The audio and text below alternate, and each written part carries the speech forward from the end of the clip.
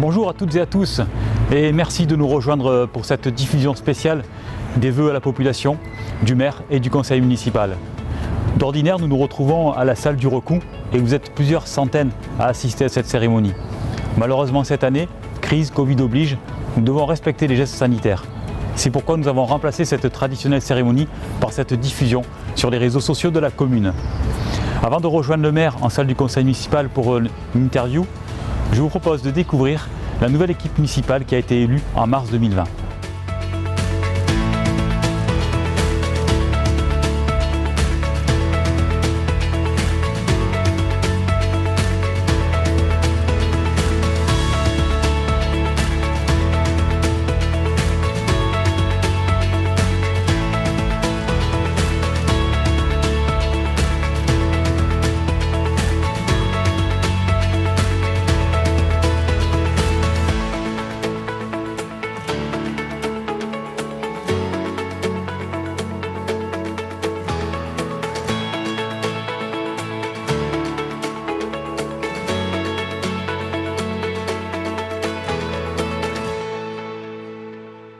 Nous voici donc dans la salle du conseil municipal.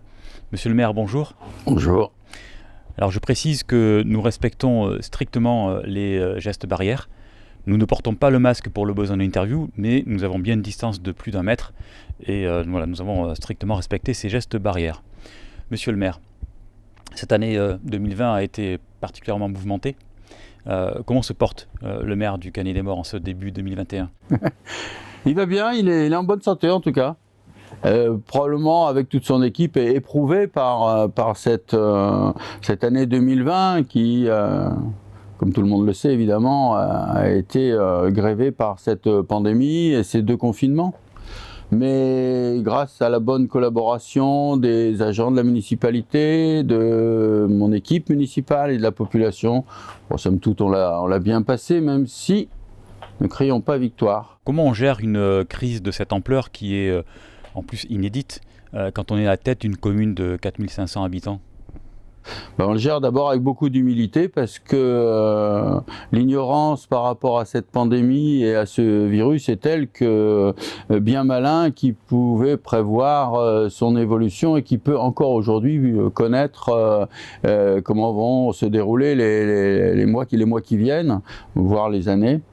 Donc on le gère avec beaucoup d'humilité et surtout de façon très pragmatique, en respectant les consignes nationales voulues par le président de la République et en essayant d'adapter localement.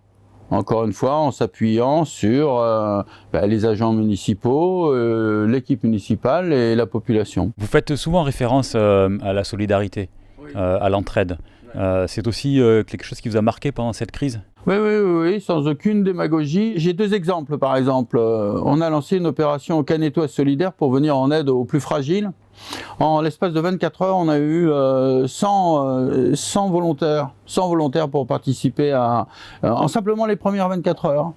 Ou bien encore cette équipe remarquable d'hommes et de femmes, même s'il y avait essentiellement des femmes, qui ont produit les 4000 masques à l'époque où on était en manque.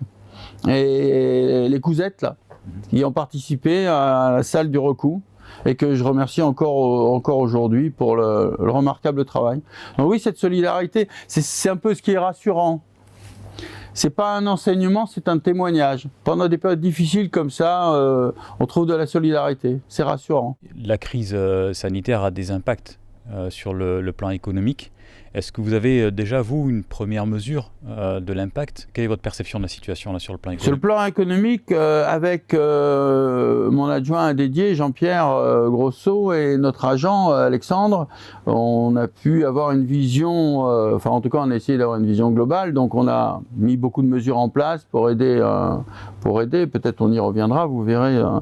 Mais en ce qui concerne l'observatoire local qu'on a mis en place, à la fin du premier confinement, on n'avait aucune de nos 600 entreprises qui sont sur le Canet qui n'avaient fermé. Comment vous avez traité justement cette partie économique durant la crise ? On l'a traité en proximité, c'est-à-dire qu'on a été tous les jours au contact des artisans, commerçants, professions libérales, que mes agents, là, donc municipaux ou mes collaborateurs, mes conseillers, sont allés sur le terrain au contact des entrepreneurs pour, d'une part, voir ce dont ils avaient besoin et pour aussi et surtout les aider à bénéficier des mesures qui avaient été prises au niveau national, local et régional. On voit qu'il y a un impact quand même sur les finances publiques, des coûts importants qui n'étaient pas couverts jusqu'à présent pour faire face à la crise sanitaire sont engagés par l'État. Est-ce que vous craignez une diminution des moyens de la commune et peut-être que les habitants se posent des questions aussi sur les grands projets qui sont ouverts au Canet des Morts? Est-ce qu'ils vont perdurer ces projets? Il y aura nécessairement un impact budgétaire, même si l'investissement public d'État à hauteur de 300-400 milliards permettra d'atténuer l'impact. Mais l'impact budgétaire sera réel malgré tout, raison pour laquelle on a anticipé, par exemple, sur le budget 2021, en essayant de le contenir et en essayant de réduire drastiquement, ou en tout cas de contenir au plus près les dépenses de fonctionnement. Donc oui, d'abord pour cette raison, et aussi parce qu'il y aura forcément des recettes d'impôts qui seront atténuées, même si au Canet, s'il n'y a pas eu trop d'impact économique, on n'aura pas trop de... Donc les grands projets, par exemple le Canet Santé, oui. Est-ce que le projet s'arrête? Est-ce qu'il se poursuit? Oui, fort heureusement, fort heureusement. C'est un projet sur lequel on n'a pas eu de chance en termes de calendrier avec le PLU qui a été attaqué par nos prédécesseurs. L'ensemble ayant retardé de 5 ans le projet parce qu'on est passé par un PLU qui était accepté, puis de nouveau annulé par la justice, puis de nouveau, bref, 5 ans de procédure. Donc on n'a pas eu de chance. Après, on a eu des intempéries. Et puis après, cette dernière année, on a eu la pandémie. Donc on a cumulé les malchances, mais la vision demeure. La vision demeure de cette nécessité de rassembler les professionnels à un seul endroit. Donc là, il est prévu quelques 4000 m² de surface utile pour installer les professionnels médicaux et paramédicaux. Peut-être qu'on peut enchaîner sur ce tour d'horizon des grands projets. Les terrasses de la gare que vous aviez présentées à l'édition précédente des vœux à la population, ce projet perdure également?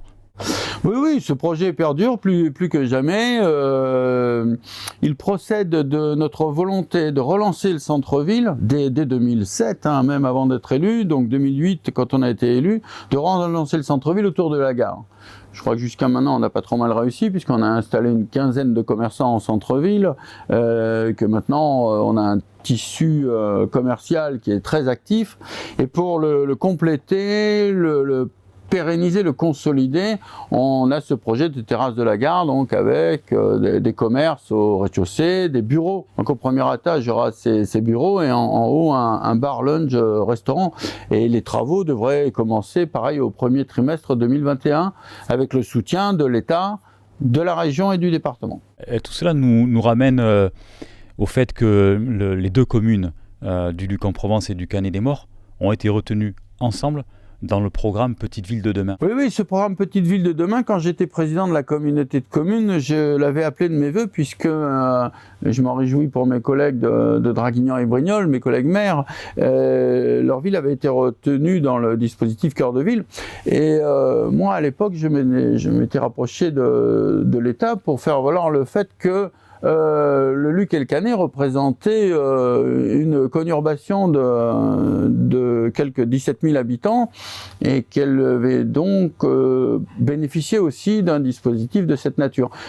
Secondairement, l'État a mis en place ce programme qui est l'équivalent pour les villes de moins de 20 000 habitants de cœur de ville, qui s'appelle maintenant Petite Ville de demain, sur lequel on peut fonder des espoirs, que je crois à la volonté de l'État et de Jacqueline Gouraud, mais aussi du président de la République, d'aider ces petites communes, ces conurbations de moins de 20 000 habitants, à se sortir le mieux de la crise, mais aussi et surtout à se projeter sur ce 21e siècle de transition écologique, de transition énergétique, de mutation de mode de vie. Du coup, le projet Petite Ville de demain, est-ce que c'est une opportunité pour créer ce dont vous aviez déjà parlé, vous l'aviez évoqué, ce principe de centre commercial à ciel ouvert, que vous appelez donc CAP7, si je ne me trompe pas? Il y a non seulement cette fluidité, ce boulevard de bon usage avec ses contre-allées, mais aussi effectivement y faire, puisque naturellement le commerce y est développé, contribuer à l'émergence d'un projet qui nous tient à cœur au Canet, qu'on a appelé CAP7, qui est le principe d'une galerie commerciale, donc surtout si on la réaménage dans le cadre de Petite Ville de demain, comme une galerie commerciale à ciel ouvert. Où là, on pourrait faire valoir, et c'est le programme qu'on va lancer sur le Canet, on pourrait faire valoir quelques 80 à 100 entreprises commerciales qui sont sur le Canet des Morts et qui sont sur la nationale, pour en faire une communication unique de cette artère commerciale entre les deux cœurs de ville. C'est ni plus ni moins qu'essayer d'un peu harmoniser et conjuguer, au lieu d'avoir des commerces séparés à l'unité.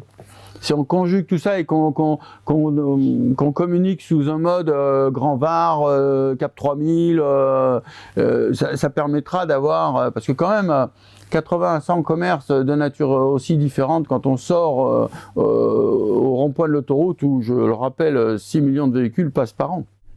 Oui, le rond-point de l'autoroute, on ne l'a pas abordé, où le projet Varécopole demeure.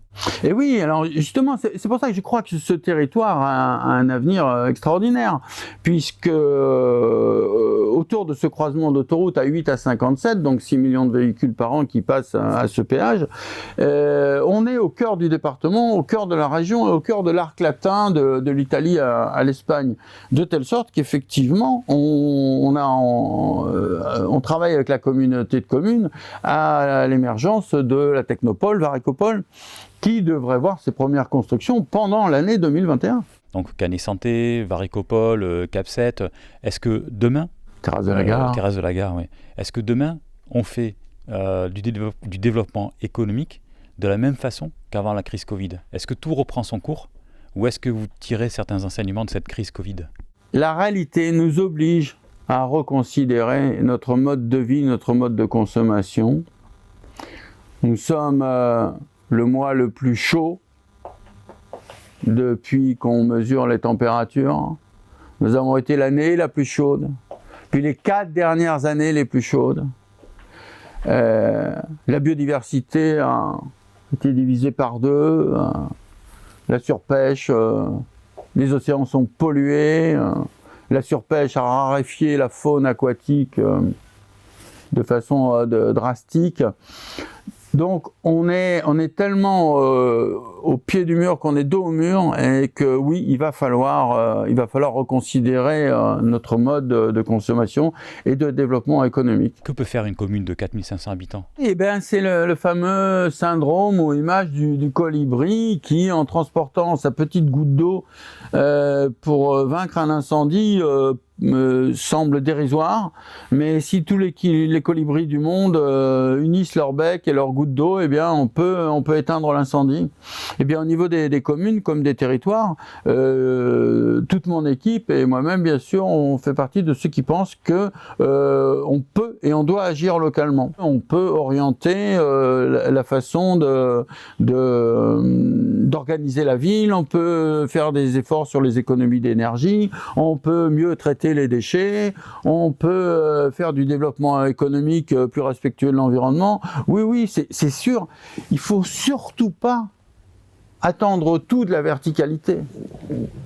L'État est là pour donner les grandes orientations, mais c'est la déclinaison locale qui va donner la réussite au projet. C'est là qu'intervient votre projet de retour de la nature en ville? Ne serait-ce que pour permettre aux gens de souffrir le moins possible de ce réchauffement climatique, eh bien il va falloir reconquérir, il va falloir que la nature arrive à reconquérir l'espace des villes qui s'est développé de façon très minérale, avec une température en centre-ville qui est rapidement à plus 2, plus 3 degrés, une température au niveau des routes qui est à 50, 60 degrés.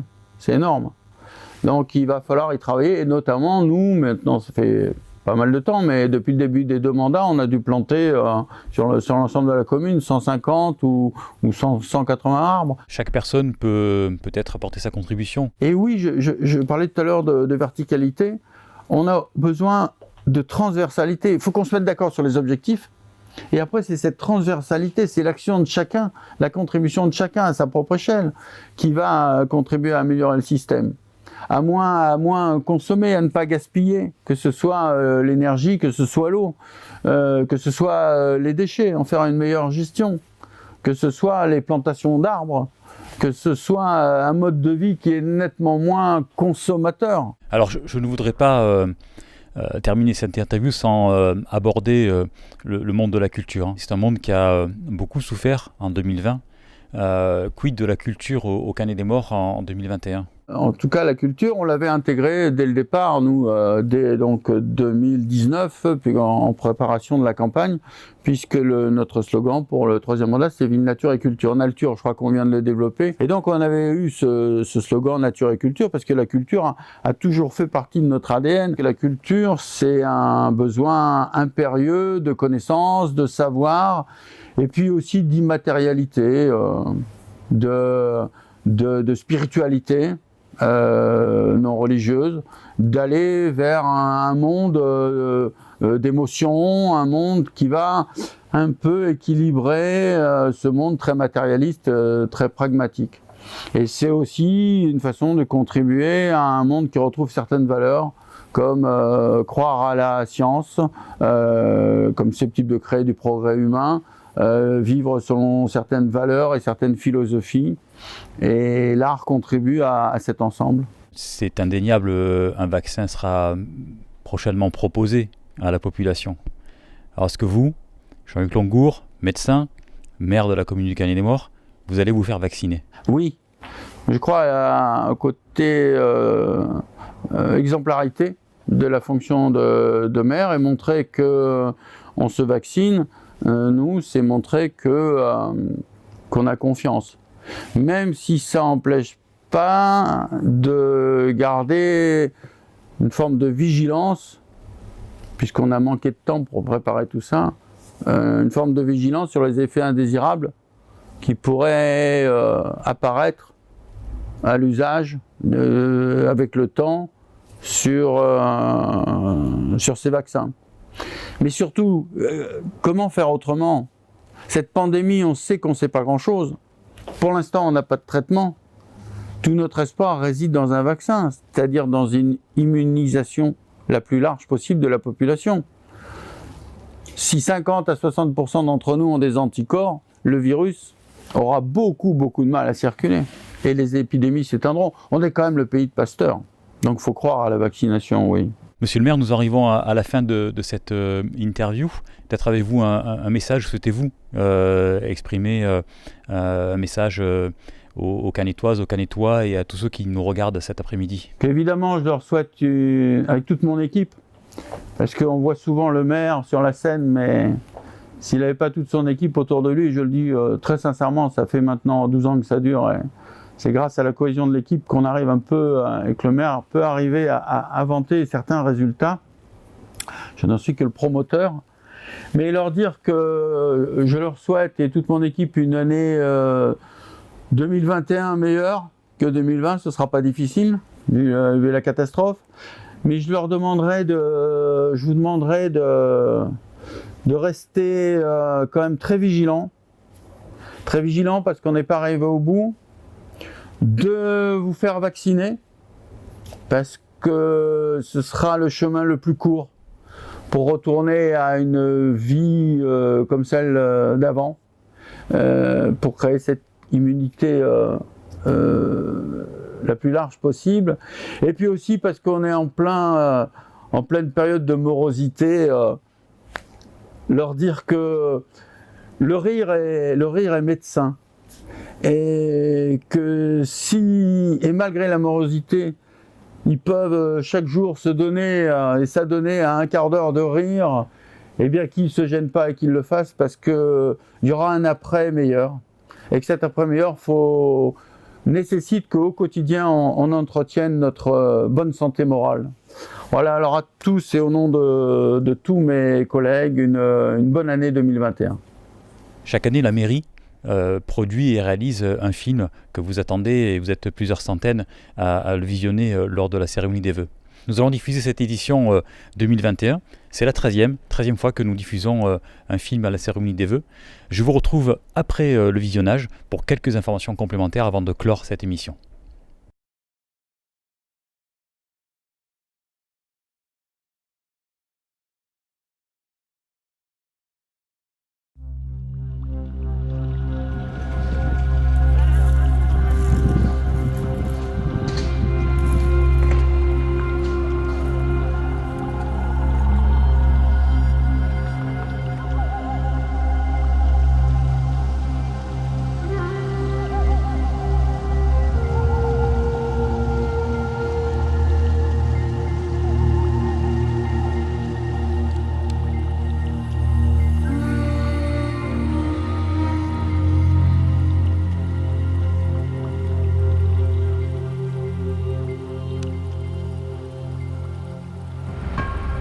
Du haut de ses 4 milliards d'années d'existence, la Terre héberge l'homme depuis environ 200 000 ans.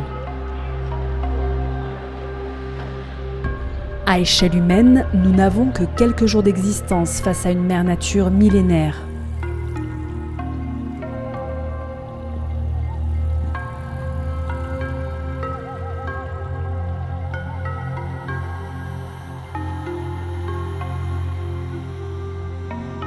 Quelques heures nous ont suffi pour perturber son rythme biologique.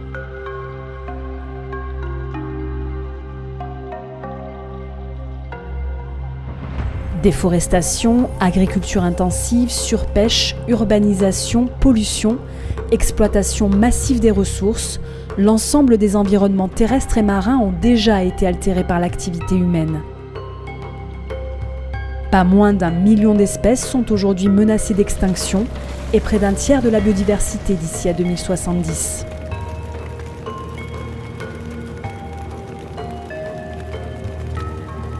Ce constat n'est pas une fatalité. Si nous ne pouvons plus nier que nos actions ont un impact direct sur la détérioration de la santé de notre planète, l'inverse est aussi vrai. Le changement des habitudes de vie et de consommation devra être mondial, mais aussi local. Selon un rapport de l'Observatoire national sur les effets du réchauffement climatique daté de 2009, dans la lutte contre le réchauffement climatique, les villes, qu'elles soient de grande ou de petite taille, jouent un rôle primordial.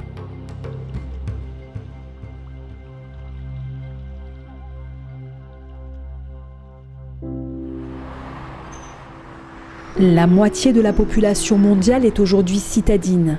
Inondations, canicules et autres catastrophes naturelles sont une conséquence directe de la pollution issue des métropoles, de l'accroissement des espaces bâtis et de l'extension des réseaux routiers et ferroviaires.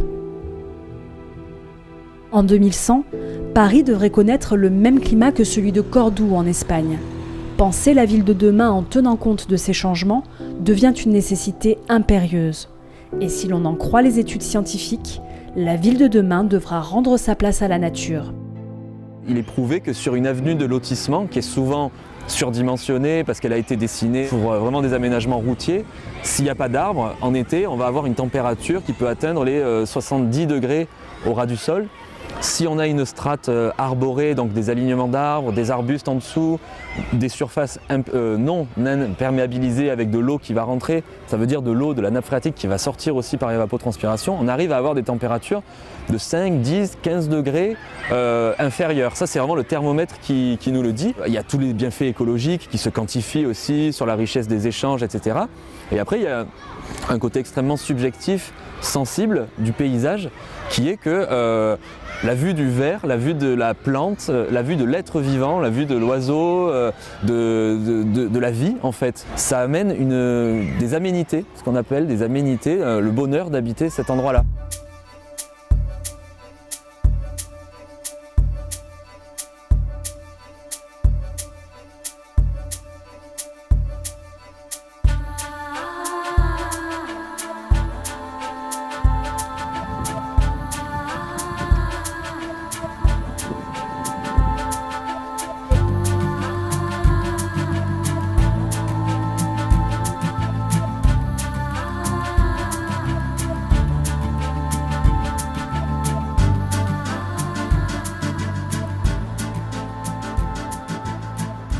Au Canet des Morts, depuis 10 ans, on œuvre pour le retour de la nature en ville et une gestion du territoire respectueuse des principes de développement durable.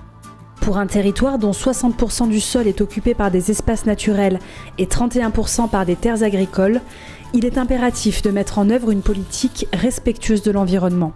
Éclairage public basse consommation, travaux de réfection des bâtiments communaux vers la transition énergétique, acquisition de véhicules électriques, pastoralisme urbain, développement des liaisons et coulées vertes pour favoriser les déplacements doux, action de sensibilisation auprès des publics scolaires, économie d'eau avec des bacs de récupération dans les jardinières et les jeux d'eau des parcs municipaux, ou encore gestion différenciée des espaces verts de la ville, permettant un entretien graduel selon la zone, sont autant d'actions mises en œuvre pour permettre à la nature de reprendre ses droits, tout en harmonisant son rapport à l'humain. En complément, en 2015 était établi un diagnostic du patrimoine arboré qui a permis une continuité des actions portées par la ville. Depuis 2010, on a planté, de mémoire, je crois que c'est 200 arbres dans le centre-ville et sur la Baudrague aussi, pour avoir un parcours couvert. Comme on est parti sur du développement durable, donc en fait on regarde tout, notamment la consommation d'eau. Donc nous on a beaucoup de plantes qui résistent au sec et beaucoup qui sont au goutte à goutte, ce qui permet d'économiser de l'eau. Et tous les massifs et toutes les plantations elles sont paillées. Et quand tu es en zéro phyto, comme on sait avec les insectes auxiliaires, tout ça, il faut déjà les apprendre, il faut les connaître, les voir sur les plantes.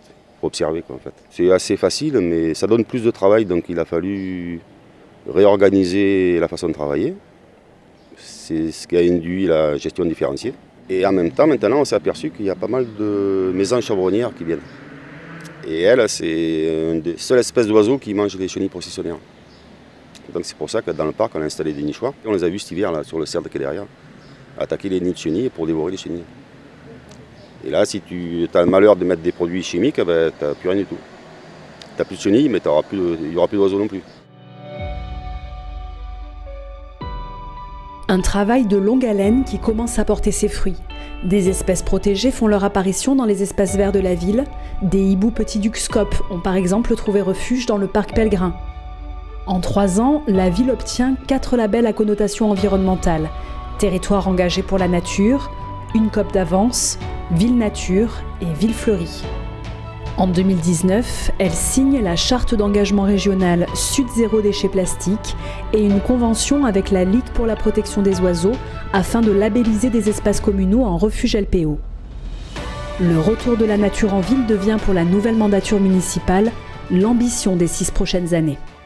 Sur la réintroduction de la nature en ville, c'est fondamental parce que là où l'homme pendant au moins les 5 derniers siècles, a pris le pas sur la nature. Remettre la nature en ville, c'est remettre la nature en place, c'est-à-dire que c'est la nature qui existe et c'est l'homme qui s'intègre. Donc c'est ce projet phare de retour de la nature en ville, il est l'élément clé, comme vous le rappelez, de ce qui s'est passé avant, mais des 6 années à venir, avec effectivement un programme de plantation d'arbres en quantité très importante, avec ces forêts mini-poches, cette lutte contre le réchauffement climatique en centre-ville, à travers la lutte contre l'imperméabilisation, des ombrages effectivement plus importants, une circulation plus piétonne, vélo. Donc on va travailler à tout ça pour qu'il y ait ce bien vivre en pleine nature, un peu comme l'espace dans lequel on est là. Et comme l'a démontré l'éducation, on peut faire aussi vite bien que mal. Il faut juste bien orienter. Les enfants, quand on leur a montré comment éviter le gaspillage dans les cantines, c'est venu tout seul et aujourd'hui on est à peine à 10% de volume. Le premier pas, c'est le changement des habitudes, effectivement, quelles qu'elles soient. Ça, c'est difficile d'en changer. Mais surtout, ce contre quoi il faut se battre, c'est qu'on entend beaucoup trop souvent dire que l'écologie est punitive, que l'écologie va nous faire régresser. C'est faux, c'est archi faux. L'écologie telle que je viens de la développer va au contraire être productrice de richesses et d'emplois. Simplement, ce sera de l'or vert. C'est-à-dire que ça ne va pas être au profit des grands bétonneurs ou des pollueurs des océans. Donc c'est ça aussi dont il faut être convaincu, c'est que l'écologie moderne apportera des solutions, des emplois et de la richesse. Une ville intègre une multiplicité de parties prenantes et de partenaires.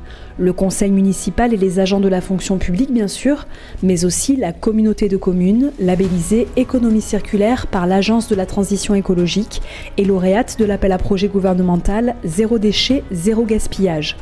Les entreprises du territoire, les écoles, les agriculteurs et producteurs locaux, sans oublier le citoyen lui-même. Tous peuvent œuvrer à leur niveau en faveur du développement durable et du retour de la nature en ville. Ça coûtait 10 000 €, mais avec toutes les aides qu'on a pu avoir, finalement ça coûtait 6 500 €. On a eu un crédit à taux zéro pour ça. Et surtout, on a gagné un peu plus de 50 € par mois sur notre consommation EDF, donc c'est quand même conséquent. Et le fait d'avoir sauté le pas pour les panneaux solaires, derrière, on a sauté le pas pour une voiture électrique. Donc on a de nouveau investi. Après, on a sauté un pas pour acheter une moto électrique. Mon mari roule énormément, il fait 100 km par jour. En 2 ans, on a fait une économie quand même de quasiment 6 000 €. Et donc à la base, ça coûtait 300 € de gasoil pour aller travailler. Et là, on est passé à 20 € de consommation EDF quand on a besoin, par exemple, de la recharger la nuit. Pour tout ce qui est mis en place, on a tout notre espace de tri qui est hyper complet. On est un camping pilote. Donc on a créé un partenariat avec la communauté de communes. Et donc en fait, à chaque fois que les clients viennent, on leur donne des sacs de tri pour qu'ils puissent mettre, c'est tellement simple, ils mettent tout dans le compost et après dans tout ce qui est recyclage. Donc ils repartent avec vraiment une mini poubelle à mettre en ordure ménagère uniquement pour ce qui reste. Il ne reste pas grand chose. Par an, c'est 10 tonnes de moins qui sont enfouies parce qu'on les garde en compost, qu'après on remet en pleine terre. Et les poules qui nous donnent des bons œufs et puis qui permettent de prendre une petite partie du compost. Tout ce qui est panneaux d'affichage dans les sanitaires avec économie d'eau, etc. On met des robinets poussoirs pour éviter que l'eau reste. Toute l'année, nous on roule en voiture électrique. Et on a mis en place une voiture électrique décapotable qu'on met en location ou en prêt, suivant les personnes, s'ils sont en camping-car, qui ont besoin d'aller faire des petites courses au village, on leur prête la voiture électrique. En fait, il y a une très grande parcelle. Cette grande parcelle va être divisée, alors pour l'instant, elle va être divisée en 4. Une partie seront des petits jardins, par lot de entre 100 et 150 mètres carrés, qui seront destinés aux familles canétoises qui en feront la demande et à condition qu'elles n'aient pas déjà de la terre ou des jardins. Un quart sera un petit verger, un quart sera ce que j'aimerais beaucoup, un potager, le vrai potager scolaire et en même temps collectif. Et puis on laissera un quart en jachère parce qu'il y a des chances qu'on ait besoin encore d'en refaire. Donc ça sera là pour ça. C'est à la fois favoriser la nature et bien sûr la partager aux citoyens, aux écoles, aux enfants qui vont redécouvrir ce lien avec la nature et apprendre toute une culture du vivant qui malheureusement ces dernières années qui s'était petit à petit un peu oublié. Lorsque vous voyez une graine, vous la semez et de cette graine vous aboutissez à un résultat que vous souhaitez, c'est-à-dire ça peut être la tomate, ça peut être le melon, ça peut être n'importe quoi, mais par une petite graine qu'on va emmener dès sa germination à terme. Ça, je crois que c'est la plus grosse passion qu'on puisse avoir dans notre domaine. Chaque année, de tout temps, je n'ai jamais mangé ma première tomate, je n'ai jamais mangé mon premier melon, je n'ai jamais mangé mon premier fruit, je l'ai toujours donné aux enfants ou aux autres, ou à quelqu'un d'autre, mais c'était mon plaisir d'arriver à aboutir à ce final. L'agriculture doit être menée comme on mène à la médecine, c'est-à-dire on devrait être les docteurs de l'agriculture. C'est mon point de vue. Quand on a compris ça, je pense qu'on a compris pas mal de choses. Il n'y a pas de spectateur des paysages, il n'y a pas de posture de spectateur de la nature en ville, ou en tout cas si elle existe, il faut la quitter, parce que c'est vraiment quelque chose dont tout le monde doit se saisir, du plus haut décideur politique jusqu'au simple habitant entre guillemets, mais qui n'est pas du tout simple parce qu'on est un acteur de l'endroit où on habite. Bien sûr qu'on est en droit d'attendre que les politiques agissent pour améliorer la qualité de vie des habitants et des personnes qui habitent en France et dans les collectivités. Mais on ne peut pas tout attendre des politiques. En fait, il faut que chaque personne fasse sa part, il faut que les politiques fassent leur part, il faut que les industriels fassent leur part et il faut que les gens fassent leur part. Ça ne marchera pas si un des acteurs ne fait pas sa part. Quels que soient les moyens, on peut agir. On n'a pas besoin d'être très riche pour économiser l'eau. On peut intervenir sur le tri des déchets. On peut intervenir à l'échelle individuelle pour ne pas polluer la planète, en rajouter. Donc je pense que l'action, puis on peut aussi travailler ne serait-ce que par la transmission de la connaissance. Si déjà soi-même on est convaincu qu'il faut que chacun agisse, eh bien il faut faire école. Et ça c'est à la portée de tout le monde. Et j'ai besoin de tout le monde.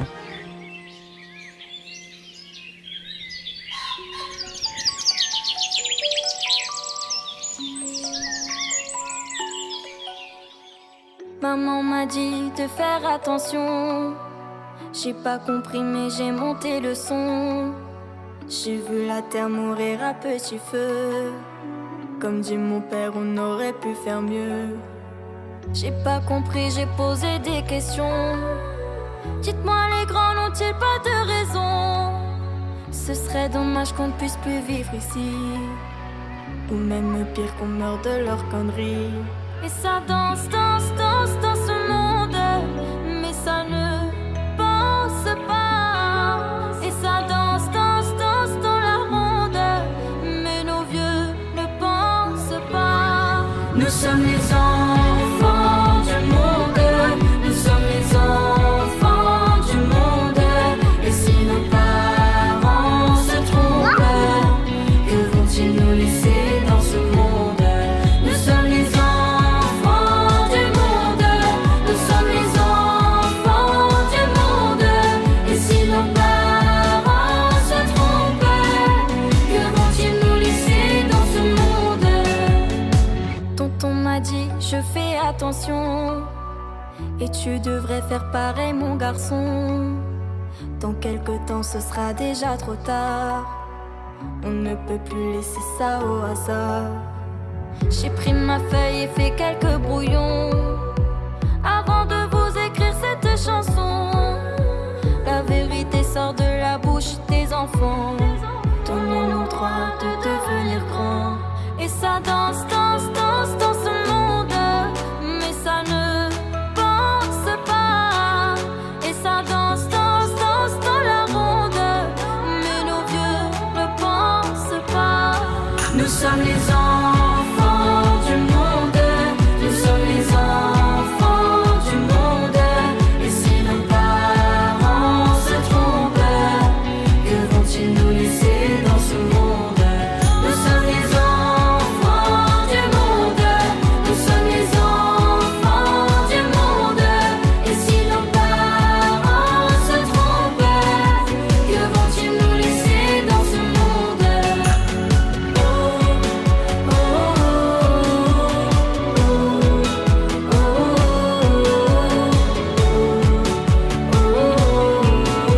Que vont-ils nous laisser dans ce monde? Et ça danse, danse, danse dans ce monde. Mais ça ne pense pas. Et ça danse, danse, danse dans la ronde. Mais nos vieux ne pensent pas. Nous sommes les enfants du monde. Nous sommes les enfants du monde. Et si nos parents se trompent, que vont-ils nous laisser dans ce monde? Nous sommes les enfants du monde. Nous sommes les enfants du monde. Et si nos parents se trompent, que vont-ils nous laisser dans ce monde? Nous sommes les enfants du monde. Nous sommes les enfants du monde. Et si nos parents se trompent, que vont-ils nous laisser dans ce monde?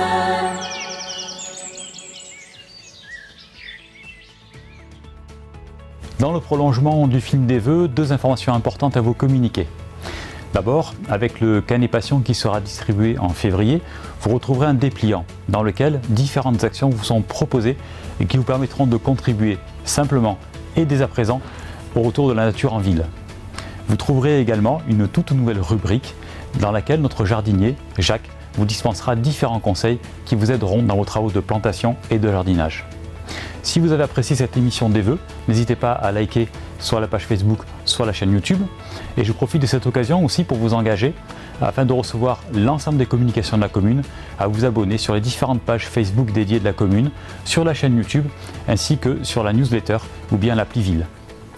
Cette émission des vœux est désormais terminée. Il me reste à vous souhaiter à toutes et à tous une excellente année 2021. Au revoir.